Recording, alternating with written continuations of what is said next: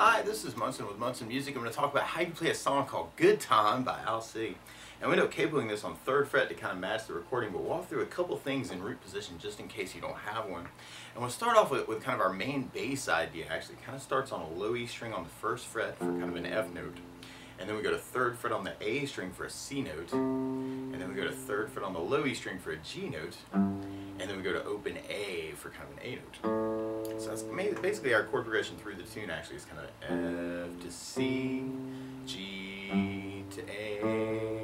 And if you wanted to make that really thick, you could use some things called power chords. You can start on an F5 power chord by doing 1st finger on the low E string 1st fret, 3rd finger on the A string on the 3rd fret.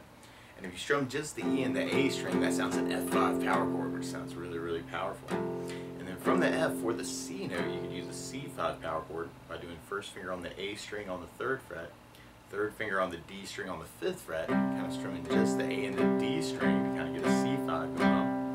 And then from the C5, we could kind of take that shape and then move it to the E and the A string for a G5, like kind of low E 3rd fret, 3rd finger on the A string 5th fret for a G5 power chord. And then for the A, we can back it up one of two ways actually. We could use open A and the D string 2nd fret for an A5 power chord. Or you may dig on kind of taking that G5 shape we were just using and just sliding that over to 5th and 7th fret for an A5 power chord. So we kind of have that F, C, G, A that kind of goes through the tune. F, C, G, A. And if you wanted to add some rhythm to that, that's actually there are a couple ways you could work this. You could do it as kind of a 4 down count on each of those. 1, 2, 3, 4, C, 2, 3, 4, G, 2, 3, 4, A, 2, 3, 4. Or you could work it as kind of a 3 plus 5 idea.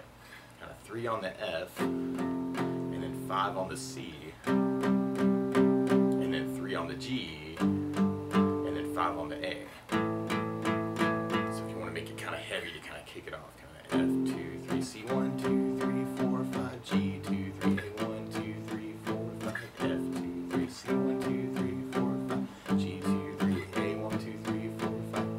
Or you could use bigger chords. So instead of using just an F5, you could use an F major chord. And we'll talk about a really easy way to do this, but normally you do this as 1st fret bar, 2nd finger on the G string 2nd fret, 3rd finger on the A 3rd fret, pinky on the D string 3rd fret. And if you strum all those together, oh, the beautiful sounds of F major.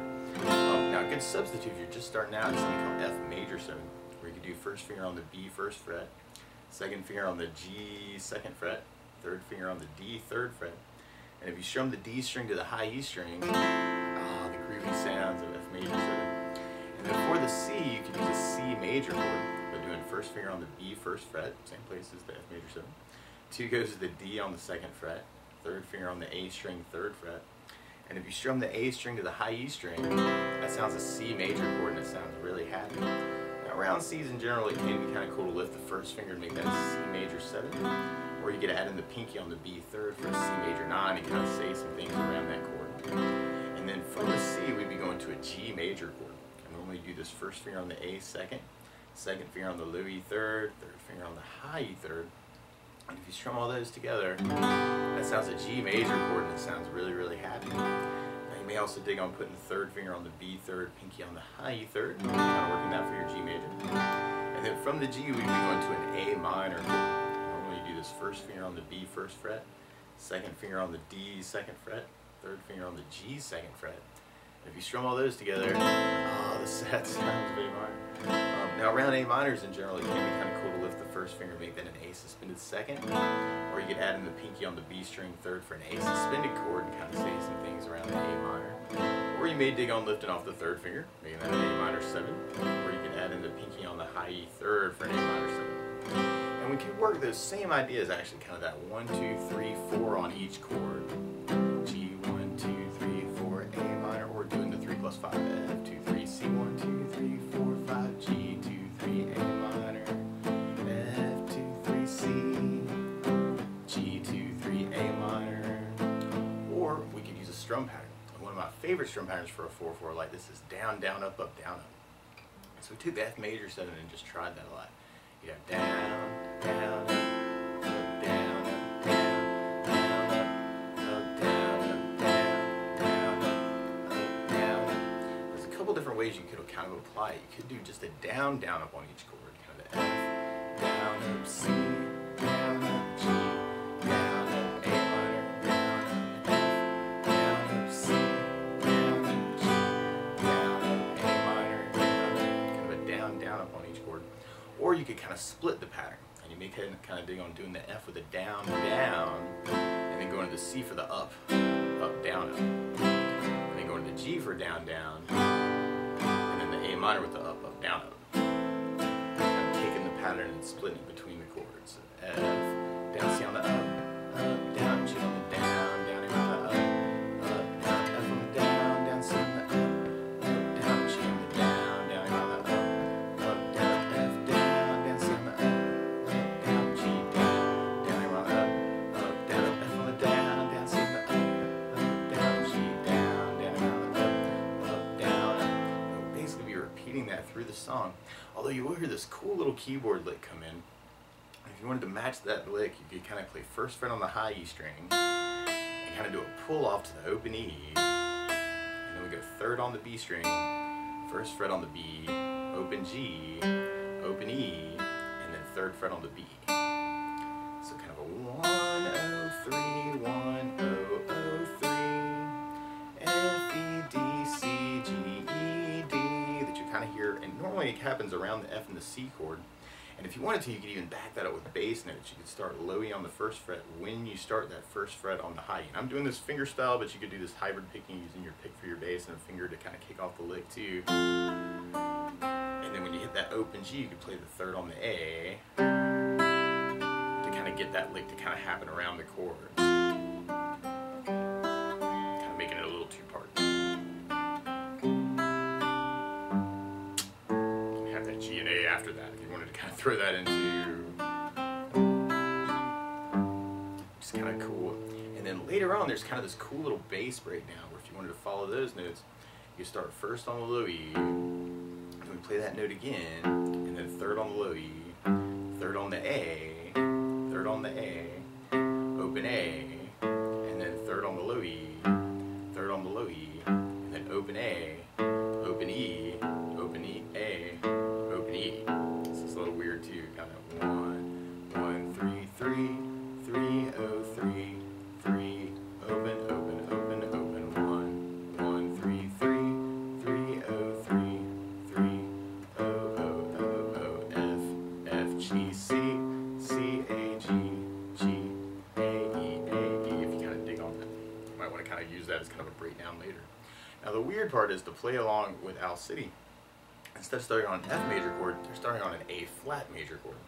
So to play along with the recording, what you want to do is take capo, and if you put the capo on third fret, then now your F is really an A flat major, and your C is really an E flat major, and your G is really a B flat major, and the A minor is really a C minor chord. But to take it from the very, very beginning, you can kind of work just that power chord idea to kick it off. Kind of F, C, G, A, or 1, 2, 3, C, 1, 2, 3, 4, 5, G, 2, 3, A, 1, 2, 3, 4, 5, F, C, G, A. If you kind of dig on that. Or you could use your strum pattern, and we could do just the down, down, up on each chord. Kind of F, down, up, C, down, up, G, down, up, A minor, down, up, F, down, up, C, down, up, G, down, up, A minor, down, up. Or we could split the pattern and have the F, the down, down, C, the up, down, up, G, down, A minor, up, down, F, down, down, C, the up, down, G, down, down, A minor, up, down, up, F, down, C, the up, down, G, down, up, down, F, down, down, C, the up, down, G, down, down, up. Or something else that I like to add to a song like this too is bass notes. And a lot of times on that first down, the down, down, up, down, up, you can throw in a bass for the chord. So on the F bar, you'd have low E for the bass. On the F major setting, you'd have D for the bass. On the C, you'd have the A for the bass. On the G, you'd have low E for the bass. On the A minor, you'd have the A string for the bass.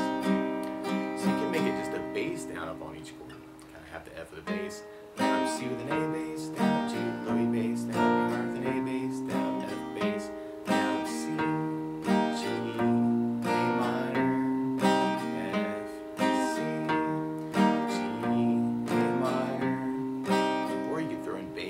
with the split pattern idea. I have F for the bass, down C on the up, down G, low E bass, down A on the up, down F for the bass, down C on the up, down G, low E bass, down A on the up, down F bass, down C on the up, down G, low E bass, A minor, F, C, G, A minor. Or something else that I was thinking about actually is doing this as a fingerstyle idea. If you're kind of interested in doing fingerstyle guitar, this might be kind of a cool, interesting thing to try. Is normally your thumb becomes your bass player for the D and the A and the E string, and you can kind of line your fingers up, index on the G string, middle finger on the B string, ring finger on the high E string. And one really easy way to kind of break up the strings or do a right hand arpeggio, that sounds really fancy, is you can kind of go bass and then index middle ring. Just kind of get used to working on the strings that way. So I'm going thumb, index, middle, ring, kind of on the F major 7. I'm kind of using the D string for the bass note. And then what you could do is on the C chord, you have the A for the bass and kind of leave the index, middle, ring lined up. On the G, you'd have low E for the bass. And on the A minor, you'd have the A for the bass. So you can kind of work it. It's just that one idea actually on each chord. F, C, G, A minor, F, C, G, A minor. Might be kind of a cool way to kind of work it. Or if you want to work it off that 3+5 idea, you could take the F and do thumb, index, middle, and then go to the C for thumb, index, middle, ring, middle. So kind of a thumb, index, middle, C with thumb, index, middle, ring, middle. Kind of gives you that 1, 2, 3, 1, 2, 3, 4, 5 kind of an idea. So you have the F, C, G, A minor, F, C, G, A minor, F, C, G, A minor, F, C, G, A minor. Or you can jump into that lick and then pick it up on the other part of the pattern, which could be cool too. And we'll basically be repeating that until we get to kind of that bass breakdown. We got that 1, 1, 3, 3, 3, 0, 3, 3, 0, 0, 0, 1, 1, 3, 3, 3, 0, 3, 3, 0, 0, 0, 0. Or you could take any of these ideas actually and kind of mix them up and kind of find a way that works for you too. Feel free to kind of take this lesson and roll in any way you want to. Lots of possibilities of other strumming and other licks around the chords too. But that's the basics of how you could strum through Good Time by Owl City. So good luck.